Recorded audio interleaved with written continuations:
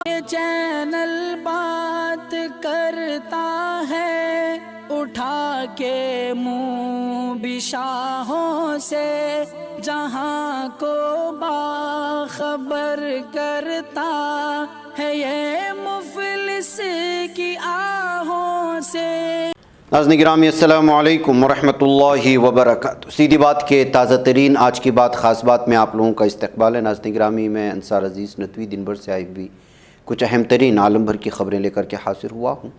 تفصیلات میں جانے سے پہلے آپ کو اطلاع کر دوں کہ آج کے دونوں پرائم ٹائم شائع ہوئے ہیں، جس میں اہم ترین خبروں پر تبصرہ ہوا ہے۔ جن احباب نے نہیں دیکھا جائیں دیکھیں، دوسروں تک پھیلانے کی کوشش کریں، لنک کو شیئر کریں۔ ادارے کی مضبوطی ناظرین گرامی آپ لوگوں کی مضبوطی ہے، اور آپ جانتے ہیں کہ آپ کو کرنا کیا ہے، نیچے اس کی تفصیلات ہیں۔ یہ پہلی خبر کی جانب بڑھتے ہیں۔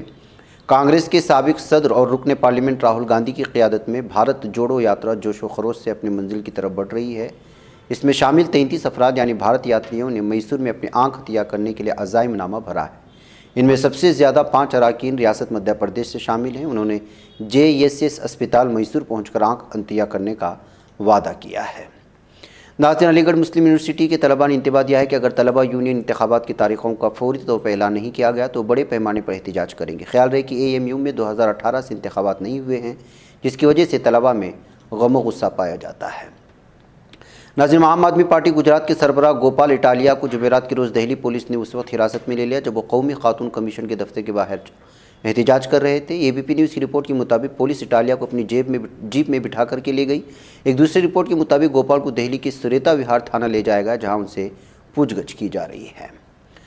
ناظرین، ادھر مدھیہ پردیش کی بھینڈ پولیس نے لفٹ دے کر لوٹنے میں ملوث ایک بین ریاستی گروہ کے 3 ارکان کو گرفتار کر کے کار، نقدی اور موبائل فون برآمد کیا۔ پولیس سپرنٹینڈنٹ شیلیندر سنگھ چوہان نے آج یہاں بتایا کہ بروہی تھانہ علاقے کے بھوکا پورا امبا ضلع مورینا کے رہنے والے رام نریش سنگھ تومر نے بھنڈ سے جاتے ہوئے سفید رنگ کی کار میں لفٹ مانگی۔ بدماشوں نے لفٹ دی اور ملزمان نے متاثرہ کو یہ کہہ کر گمراہ کیا کہ گاڑی کا گیٹ خراب ہے۔ اسی دوران ملزمان نے متاثرہ کی جیب سے 25,000 روپے کی نقدی چوری کر لی۔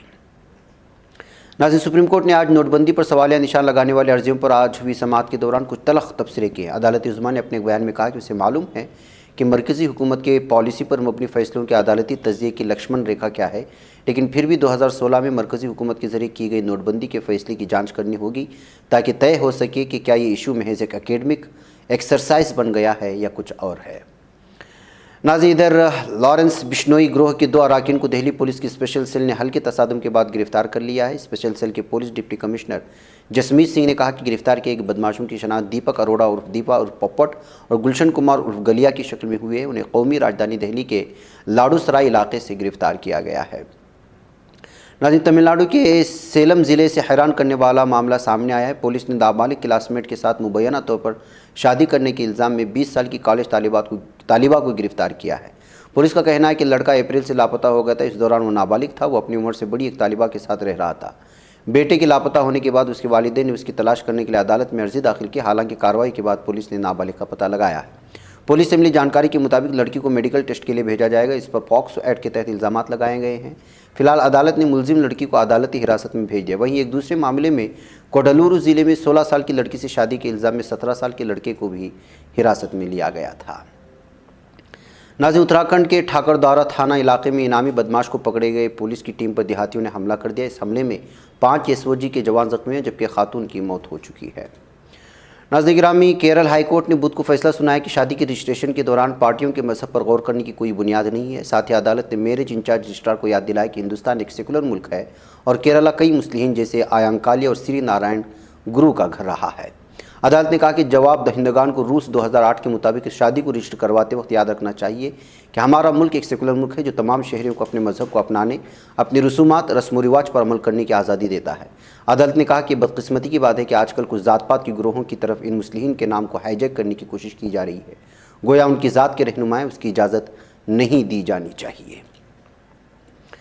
ناظرین، میانمار کی جمہوریت نواز رہنما آنگ سان سوچی کو ملک کی ایک فوجی عدالت نے ایک تاجر سے رشوت لینے کے الزام میں 2 کیسز میں مزید 3 برس کی سزائیں سنائیں۔ اس کے ساتھ ہی ان کی سزاؤں کو مدت مجموعی طور پر 26 برس ہو گئی ہے۔ میانمار کی فوجی جنتا کی حکومت میں ایک عدالت نے نوبل امن انعام یافتہ جمہوریت نواز رہنما آنگ سان سوچی کے خلاف بدعنوانی کے 2 مزید کیسز میں بدھ کے روز 3 برس کی قید کی سزا سنائی۔ یہ دونوں سزائیں ایک ساتھ چلیں گی۔ नाज़रीन, national green tribunal ने दिल्ली हुकूमत को हिदायत दी है कि म्यूनसिपल सॉलिड वेस्ट के गलत इंतजाम के लिए माहौलियाती मुआवजे के तौर पर 900 करोड़ रुपये अदा करे। एनजीटी के जस्टिस आदर्श कुमार गोयल की सरबराही वाली बेंच ने कहा कि 3 लैंडफुल साइट्स कचरे के पहाड़ गाजीपुर, भलसवा और ओखला में तकरीबन 80% कचरा पुराना है और इसे अभी तक ठिकाना नहीं लगाया। ट्रिब्यूनल ने कहा कि इन 3 मकामात पर पुराने कचरे की मिकदार 300 लाख मीट्रिक टन है। नाज़रीन, अक़वाम मुत्तहिदा की जनरल असम्बली ने बुध के रोज़ यूक्रेन के 4 इलाकों पर रूसी कब्ज़े की मजम्मत की करारदाद मंजूर की है। मंजूर हुई तो 143 ममालिक ने करारदाद के हक़ में जबकि 5 ने उसके खिलाफ वोट दिया। हिंदुस्तान समेत 35 से ज़ायद रुकन ममालिक इस करारदाद से दूर रहे और वोटिंग में हिस्सा नहीं लिया। यह करारदाद रूस की जानिब से सलामती कौंसिल में उसी तरह की करारदाद को वेटो करने के चंद दिन बाद पेश की गई है। हिंदुस्तान में इसमें भी हिस्सा नहीं लिया था। नाज़रीन, तुर्क के ज़िला मोला की तहसील बोदरम के खुले समंदर में बागबानी कश्ती में सवार 53 गैर कानूनी नक़ल मकानों को डूबने से बचा लिया गया है। Turkiye coast guard command office के जारी करदा बयान के मुताबिक बोदरम के खुले समंदर में बागबानी कश्ती में गैर कानूनी नक़ल मकानों की मौजूदगी की इत्तला मिलने पर कोस्ट गार्ड बहरी जहाज़ को इलाके की तरफ रवाना किया गया था। नाज़रीन, तुर्किया के सदर रजब तय्यिप एर्दोगान ने कहा कि आलमी आबादी की एक बड़ी अक्सरियत को नज़रअंदाज करके मुट्ठी भर अक़लियत की खुशी व आसूदगी को पेश नज़र रखने वाली साख्त की तश्कील नौ ज़रूरी है और ये तश्कील नौ ज़्यादा आदिलाना और ज़्यादा हकीकत पसंदा तर्ज़ फ़िक्र के साथ की जानी चाहिए। एशिया में ताउन और एतमाद के फ़रोग़ पर मबनी तदाबीर की कॉन्फ्रेंस CICA का 6ठा सरबराही इजलास कज़ाकिस्तान के दारुल-हुकूमत आस्ताना में शुरू हो चुका है। नाज़रीन, इराक़ के दारुल-हुकूमत बगदाद में असम्बली में मुतवक्किल सदारती इंतख़ाबात से क़ब्ल सरकारी और गैर मुल्की मिशनिमात मुश्तमिल इलाक़ी ग्रीन जोन में 9 मिज़ाइल गिराए गए हैं। इराक़ी हुकूमत से मुंसलिक सिक्योरिटी मीडिया नेटवर्क की जारी करदा बयान के मुताबिक ग्रीन जोन और उसके अतराफ़ पर 9 मिज़ाइलों के साथ हमला किया गया था। नाज़रीन, ईरानी सदर इब्राहिम रईसी ने कहा कि अमेरिका की हमारे खिलाफ पाबंदियों के तमाम हरबे बेकार गए, लिहाजा उसने अपने इत्तेहादियों के साथ अब ईरान में अनारकी फैलाने का रास्ता तलाश किया है। ईरानी सरकारी TV चैनल के मुताबिक सदर रईसी ने कज़ाकिस्तान के दारुल-हुकूमत आस्ताना में मुनक़िदा एशियाई ताउन तंजीम के 6ठे इजलास के दौरान अपने खिताब में इस बात का इजहार किया है।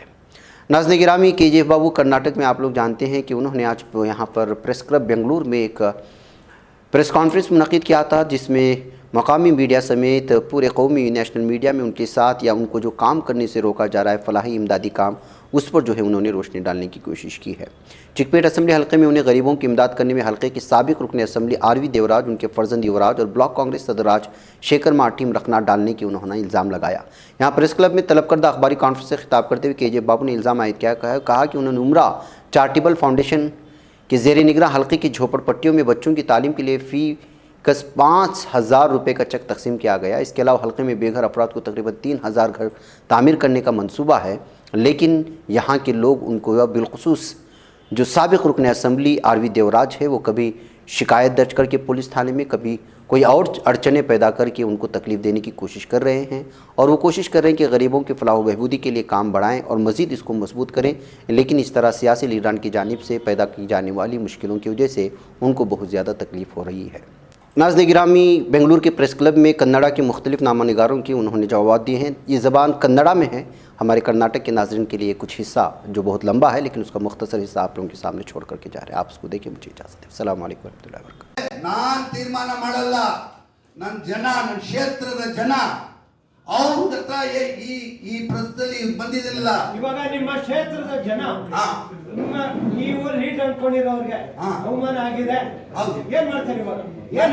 ನನ್ಗೇನಲ್ಲ, ನನ್ನ ಕ್ಷೇತ್ರದ ಜನಕ್ಕೂ ಅವಮಾನ ಆಗಿದೆ. ಹೌದು, ಜನ ತೀರ್ಮಾನ ಮಾಡ್ತಾರೆ ಏನ್ ಮಾಡ್ಬೇಕಂತ. ನಮ್ಗೆ ಮಾನ ಮರ್ಯಾದೆ ಇಲ್ಲ ಅಲ್ಲ ಸರ್, ಎಲ್ಲ ಬಿಟ್ಬಿಟ್ಟು ಇಲ್ವಲ್ಲ ಬಂದಿರೋದು ಅದು.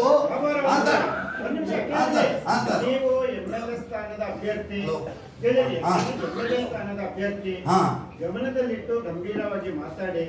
ನೀವು ಆತರ ಮಾತಾಡ್ತಾ ಇಲ್ಲ. ನನ್ನ ಮಾತು ನೀವು MLA ಸ್ಥಾನದ ಅಭ್ಯರ್ಥಿ, ನಿಮ್ದು ಯೋಜನೆ ಏನು ಅಂತ ಹೇಳ್ಬಿಡಿ. ನಿಮ್ಮ ಬಗ್ಗೆ ಎಲ್ಲರಿಗೆ ಮಾಹಿತಿ ಇದೆ. ಒಂದ್ ತಪ್ಪು ಏನ್ ಮಾಡ್ತಾ ಇದ್ದೀರಾ ಅಂತ ದೇವರಾಜ್ ಗೂಂಡಾ ಅದೆಲ್ಲ MLA ಆಗುವ ಅಭ್ಯರ್ಥಿ ಆತರ ಬೈ ರೈಟಿಂಗ್ ಅಲ್ಲಿ ಕೊಡಬಾರ್ದು. ಮುಂದೆ ಆತರ ಕೊಡ್ಲಿಕ್ಕೆ ಹೋಗ್ಬೇಡಿ. ಇನ್ನೂ ಕೊಡಕ್ ಹೋಗಲ್ಲ. KGF ಬಾಬು ಯಾರು ಅಂತ ಗೊತ್ತು. ಏನ್ ಮಾಡ್ಲಿಕ್ಕೆ ಹೊರಡ್ತಾ ಇದ್ದೀರಾ ಅಷ್ಟೇ ಹೇಳಿ. ನಾನು ಹೇಳಿಲ್ಲ ಸರ್, ನಾನು ಆ ಪದ ಬರ್ದಿಲ್ಲ. ಅದು ಯಾರು ಹೇಳ್ತಾ ಇರೋದು ಸರಿಯಾಗಿ ಓದಿ, ಅದು ಸರಿಯಾಗಿ ಎದ್ದಿಲ್ಲಿ ನಾನು ಹೇಳ್ತಲ್ಲ ಹಂಗಲ್ಲ.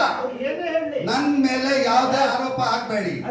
ನಾನು ಹೇಳ್ತಾ ಇಲ್ಲ, ಜನ ಈ ಕ್ಷೇತ್ರದ ಜನ ಹೇಳ್ತಾ ಇರೋದು. ಏನ್ ಹೇಳ್ತಾ ಇರೋದು? ಬಿಲ್ಡಿಂಗ್ ಮಾಮೂಲ್ ಬಿಲ್ಡಿಂಗ್ ಕಟ್ಟದ ಮಾಮೂಲ್ ಕೊಡಬೇಕು ಅಂತಾರೆ. ಮಾರ್ಕೆಟ್ ಅಲ್ಲಿ ತರಕಾರಿ ಹೋದ್ರೆ ಮಾಮೂಲು ಕೊಡ್ಬೇಕು ಅಂತ ಹೇಳ್ತಾರೆ ಅಂತ ನಾನು ಬರಿಬೋದಾ? ಬರಿಬೋದಲ್ಲ, ಯಾಕೆ ಬರಿಬಾರ್ದು? ನನ್ನ ತಪ್ಪನ್ನ ತಾವು ನನ್ನ ತಪ್ಪನ್ನ ಹೇಳೋದಲ್ಲಿ ಏನಿದೆ? ಇವಾಗ ನಾನು ಇಲ್ಲಿ 27 ಕೇಸ್ ಇದೆ ಅಂತ ನನಗೆ ಕಂಪ್ಲೇಂಟ್ ಅಲ್ಲಿ ಹೇಳಿದ್ದಾರೆ.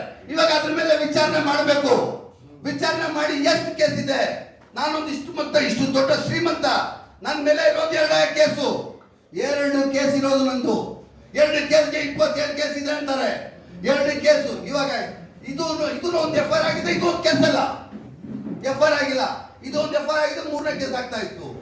ಇದು ಎರಡು FIR ಆಗಿರೋದು.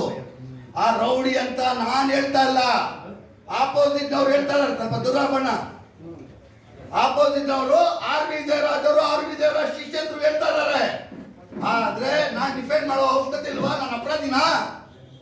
ಇವಾಗ ಇನ್ವೆಸ್ಟಿಗೇಷನ್ ಮಾಡಬೇಕು ನೋಡಿ. ತಾವು ಹೋಗಿ ಒಂದು ಕಂಪ್ಲೇಂಟ್ ಕೊಟ್ರೆ ಇಡಿನವರು ತಗೊಳ್ತಾರೆ, ಇನ್ಕಮ್ ಟ್ಯಾಕ್ಸ್ ನವರು ತಗೊಳ್ತಾರೆ, ಪೊಲೀಸ್ ಸ್ಟೇಷನ್ ಅವರು ತಗೊಳ್ತಾರೆ. ಅದಕ್ಕೆ ಮೇಲೆ ತನಿಖೆ ಮಾಡಿಸ್ಕೊಂಡು ನಿಮಿಷ ಇಷ್ಟೆಲ್ಲ ಮಾಡಿ ಡೆಲ್ಲಿ ಇಡಿ ರೇಡ್ ಆಗಿರೋದು. ರೇಡ್ ಆಗಿ ನಾನು ನನ್ನ ಹೆಂಡತಿ ಮಕ್ಕಳು ಹೋಗಿ ಜವಾಬ್ ಕೊಟ್ಬಿಟ್ಟು ಬಂದಿದ್ದಾರೆ. ಆಯ್ತಾ? ಎಲ್ಲ ಅಲ್ಲೂ ಕೇಸು ರಿಜಿಸ್ಟರ್ ಆಗಿದೆ. ಈಗ ತನಿಖೆ ಮಾಡ್ತಾವ್ರೆ. ನನ್ಗೆ ಎಷ್ಟು ಧೈರ್ಯ ಸರ್ ಕೇಳಿ, ಎಷ್ಟು ಧೈರ್ಯ ಅಂದ್ರೆ ಪ್ರೆಸ್ ಮೀಟ್ ಕರೆದು ನನ್ನ ಆದಾಯ ಏನಿದೆ, ನನ್ನ ಪ್ರಾಪರ್ಟಿ ಏನಿದೆ ಡಿಕ್ಲೇರ್ ಮಾಡ್ಬೇಕಂದ್ರೆ ನನ್ಗೆ ಎಷ್ಟು ಧೈರ್ಯ ಇರಬೇಕು. ಈಗ ಮಾಡಿದ ತಕ್ಷಣ ಇಡಿ ಬರುತ್ತೆ, ಇನ್ಕಮ್ ಟ್ಯಾಕ್ಸ್ ಬರುತ್ತೆ, ಪೊಲೀಸ್ ಡಿಪಾರ್ಟ್ಮೆಂಟ್ ಬರುತ್ತೆ, ರೌಡಿಗಳು ಬರ್ತಾರೆ, ಆಮೇಲೆ ಏನು ಅದೇನಪ್ಪ ಅದು ಈಗ ಬೇನಾಮಿ. ಎಷ್ಟು ಡಿಪಾರ್ಟ್ಮೆಂಟ್ ಇದೆ ಇಲ್ಲಿ? ಬೇನಾಮಿ ಡಿಪಾರ್ಟ್ಮೆಂಟ್ ಎಲೆಕ್ಷನ್ ಕಂಟೆಸ್ಟ್ ಮಾಡ್ತೀರಿ. ಒಂದು ಎರಡನೇದಿ ಕಾಂಗ್ರೆಸ್ ಇಂದ ಯಾವ ಪಕ್ಷದಿಂದ ಯಾರಿಗೂ ಅಧಿಕೃತವಾಗಿ ಡಿಕ್ಲೇರ್ ಆಗಿಲ್ಲ. ಬಟ್ ನೀವು ಯಾವ ಪಕ್ಷದವರು ಕೂಡ ಅಧಿಕೃತವಾಗಿ ಯಾವ ಅಭ್ಯರ್ಥಿನೂ ಡಿಕ್ಲೇರ್ ಮಾಡಿಲ್ಲ, ಕ್ಯಾಂಡಿಡೇಟ್ ಅನೌನ್ಸ್ ಮಾಡಿಲ್ಲ. ಬಟ್ ನೀವು ಅಧಿಕೃತವಾಗಿ ನಾನು ಕಾಂಗ್ರೆಸ್ಗೆ ನಿಲ್ತೀನಿ ಅಂತ ಅನೌನ್ಸ್ ಮಾಡಿ. ಸರ್ ನಾನು ಈಗ ಎಲ್ಲಿದ್ದೀನಿ? ಪ್ರೆಸ್ ಕ್ಲಬ್ ಅಲ್ಲಿ ಇಲ್ಲ, ಪ್ರೆಸ್ ಕ್ಲಬ್ ಅಲ್ಲಿ. ಯಾವ ಪಾರ್ಟಿಯಲ್ಲಿ ಇದ್ದೀನಿ? ಈಗಿರಬಹುದು ಸರ್. ಇಲ್ಲ, ಒಂದು ನಿಮಿಷ. ಒಂದು ಕ್ಷೇತ್ರಕ್ಕೆ 5 ರಿಂದ 10 ಜನ ಆಕಾಂಕ್ಷಿಗಳಿರ್ತಾರೆ. ಸೊ ಅದರಲ್ಲಿ ನೀವು ಅಧಿಕೃತವಾಗಿ ರಾಜಾರೋಷ ಮಾಡ್ತಾ ಇದ್ದೀರಿ. ಸಂತೋಷ ಮಾಡಿ ಆ ಕ್ಷೇತ್ರದ ಜನರು ಅಂತಾರೆ. ಇನ್ ಕೇಸ್ ಆಗಿಲ್ಲ ಅಂದ್ರೆ ನೀವು ಇಂಡಿಪೆಂಡೆಂಟ್ ಆಗಿ ನಿಲ್ತೀರಾ? ಸರ್ ನಾನು ನನ್ನ ಜೊತೆಗೆ ಇಲ್ಲಿ ಎಷ್ಟು ಜನ ಇದ್ದಾರೆ? ಇಷ್ಟು ಜನ ಇದ್ದಾರೆ. ಇವರಿಂದ ಎಷ್ಟು ಜನ ಇದ್ದಾರೆ? 10,000 ಜನ ಇದ್ದಾರೆ. ನನ್ನ ಕ್ಷೇತ್ರದ ಜನ ನಾನು ಇಲ್ಲಿ ಮೇಲೆ ಕೂತಿದಾರಲ್ಲ, ಇವ್ರು 5,000 ಜನ ನನ್ನ ಫ್ರೆಂಡ್ಸ್ ಇದ್ದಾರೆ. ಒಂದು ನಿಮಿಷ. ಇವಾಗ ನೀವು ಕೇಳಿದ್ದು ಕ್ವಶನ್ಗೆ ನಾನು ಉತ್ತರ ಹೇಳ್ಬೇಕಲ್ಲ ಕ್ಲಿಯರ್ ಆಗಿ. ನೀವು ಕರೆಕ್ಟಾಗಿ ಕೇಳಿದ್ರೆ ಕರೆಕ್ಟಾಗಿ ನನ್ನ ಹತ್ರ ಉತ್ತರ ಕೇಳಿ, ಬೇರೆ ಡೈವರ್ಟ್ ಮಾಡಬೇಡಿ. ಈಗ ಇದಕ್ಕೆ ಇವರೆಲ್ಲ ಶಕ್ತಿವಂತರು, ಆ ಏರಿಯಾಗೆ ಶಕ್ತಿವಂತರು ಇಲ್ಲಿ ಇರೋ ಸ್ಟೇಜ್ ಇವ್ರ ಹಿಂದ್ಗಡೆ ಅವ್ರ ಫಾಲೋವರ್ಸ್ 5,000 10,000 ಜನ ಇದ್ದಾರೆ. ಅವರು ಆರ್ ವಿ ದೇವರಾಜ್ಗೆ ಬಿಟ್ಟು ನಮ್ಮ ಹತ್ರ ಬಂದಿರೋದು. ಇವರು ಆರ್ ವಿ ದೇವರಾಜ್ ಬಿಟ್ಟೆ ನನ್ನ ಹತ್ರ ಬಂದಿದ್ದಾರಲ್ಲ. ಅವರು ಕಾಂಗ್ರೆಸ್ ಪಾರ್ಟಿಯಲ್ಲಿದ್ದಾರೆ, ನಾನು ಕಾಂಗ್ರೆಸ್ ಪಾರ್ಟಿಯಲ್ಲಿ ಇದ್ದೀನಿ, ಅದರಲ್ಲಿ ನೋ ಡೌಟ್. ಆದರೆ ಕಾಂಗ್ರೆಸ್ ಪಾರ್ಟಿಯಲ್ಲಿ ಅವರು MLA 3 ಸಲ ಆಗಿದ್ದಾರೆ, 4 ಸಲ ಸೋತಿದ್ದಾರೆ.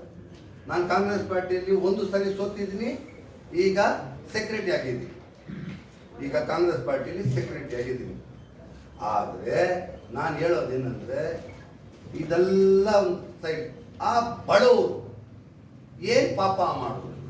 ಅವ್ರದ್ದೇ ಓಟ್ ತಗೊಳ್ತೀರಾ, ಅವ್ರದ್ದೇ ಓಟ್ ತಗೊಂಡು ಅವ್ರ ಆಶೀರ್ವಾದದಿಂದ ಗೆದ್ದು ಅವ್ರಿಗೆ ಇವತ್ತು ಅವ್ರ ಸಾಕಣದಲ್ಲಿ ಇದ್ದಾರೆ. 10ಗೆ 10 ಸೈಜಲ್ಲಿ ಮನೆಯಲ್ಲಿ ಇದ್ದಾರೆ. ಅದು ಬಿಟ್ಟಾಕಿ ಸರ್, ನಮ್ಮ ಕ್ವಶನ್ ಏನಂದ್ರೆ ಇನ್ ಕೇಸ್ ಪಾರ್ಟಿ ಅವ್ರು ಟಿಕೆಟ್ ಕೊಟ್ಟಿಲ್ಲ ಅಂದ್ರೆ ಇಂಡಿಪೆಂಡೆಂಟ್ ಆಗಿ ಕಾಂಟ್ಯಾಕ್ಟ್ ಮಾಡ್ತೀರಾ ಹಿಂಗೆ? ಸರ್ ನಾನು ಇವರೆಲ್ಲ ನನ್ನ ಹಿಂದೆ ಇದ್ದಾರಲ್ಲ, ಹೇಳಕ್ ಮಾಡ್ತಾರೆ ಸ್ಟ್ರೈಟ್ ಆಗಿ ಬರ್ತಾ ಇಲ್ಲ ಆನ್ಸರ್. ಇಲ್ಲ, ಆನ್ಸರ್ ಬರುತ್ತೆ. ನಾನು ಡೈವರ್ಟ್ ಆಗ್ತಾ ಇದ್ದೀನಿ, ಮರ್ತೋಗ್ಬಿಟ್ಟೆ ಪ್ಲೀಸ್. ಇವಾಗ ಇಲ್ಲಿ ಇದ್ದಾರಲ್ಲ ಇವರೆಲ್ಲ ನನ್ನ ಶಕ್ತಿ. 5,000 ಜನ ಇಟ್ಕೊಂಡಿರೋ ಅಂತ ಶಕ್ತಿ. ये चैनल हक निगर बन कर कुचल देता है फितनों को. अगर गंदी हो पॉलिसी तो मरते देख کتنوں کو اسی بازار میں بکتے ہوئے دیکھا ہے سپنوں کو سبھی یکساں ہے یہ پیغام دو غیروں کو اپنوں کو وطن اہل وطن کا ہے گلے بے خار سیدھی بات